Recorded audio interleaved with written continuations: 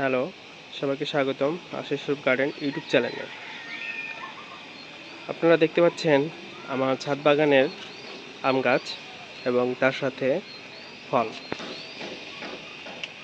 তো বন্ধুরা, এখন আপনারা তীব্র গরমে আমি আমার আম গাছটা কী পরিমাণ ফলন পেয়েছি সেইটা আপনাদেরকে দেখাবো। তবে আমার চ্যানেলটি সাবস্ক্রাইব করে দিবেন এবং ভিডিওটি শেষ পর্যন্ত দেখতে থাকবেন। দেখুন, এইখানে আমগুলো পর্যাপ্ত পরিমাণ বড় হতে পারছে না, কারণ বৃষ্টি নাই। রাজশাহীতে তীব্র গরম, এটা সবাই জানে। যে হারে তাপমাত্রা বাড়ছে রেগুলার, তো সেই ক্ষেত্রে যে আমি আমার ছাদ বাগানে এই আম গাছটা টিকে রাখতে পারছি এবং এতগুলো ফল এখানে ধরাইতে পারছি, এটাতে আমি সার্থক। নর্মাল ওয়েদার হলে এটা অনেক আশা করি অনেক ভালো ফলন দিত এবং যে পরিমাণে মোল হয়েছিল সেটা আপনারা দেখছেন। আশা করি পূর্বের ভিডিওগুলো দেখলে আপনারা বুঝতে পারবেন যে কী পরিমাণ মোল হয়েছিল আমার গাছটাতে। তো সেক্ষেত্রে আমার গাছে ফলনটা খুবই কম, সেটা হচ্ছে সম্পূর্ণ ওয়েদারের কারণে। আমি আমার গাছে পর্যাপ্ত পরিমাণ এবং টাইম টু টাইম সব রকম যত্ন করেছিলাম, সার দেওয়া থেকে শুরু করে বিষ প্রয়োগ করা, সেক্ষেত্রে আমি সব কিছু ঠিকঠাকভাবেই করেছিলাম। কিন্তু বৃষ্টি না হওয়ার কারণে আমার আম গাছের আমের ফলন খুবই কম। ছাদে এমনিতে আম্রপালি ভালো হয়, এগুলো নিয়ে এইসব ডালে পরিপূর্ণ মোল ছিল এবং এগুলো নিয়ে আরও অনেক আমের গুটি ছিল। তো এখন সেসব গুটি নেই, কারণ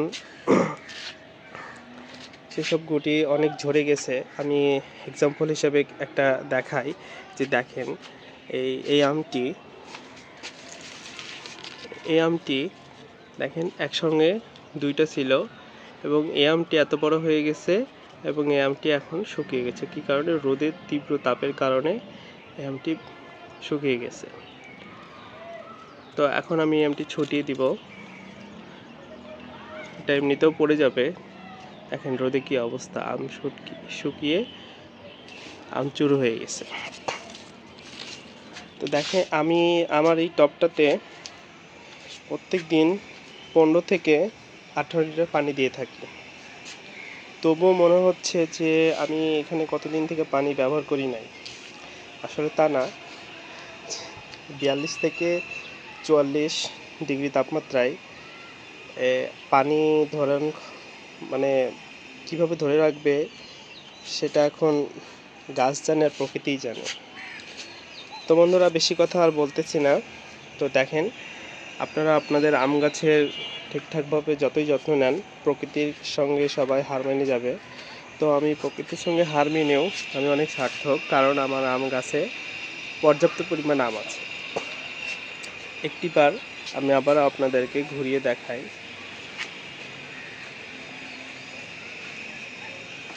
দেখেন,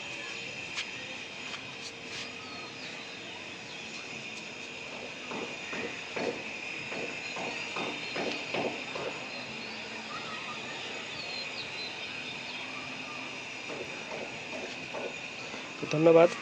সবাই খুব ভালো থাকবেন, সুস্থ থাকবেন। আজকে এই পর্যন্তই।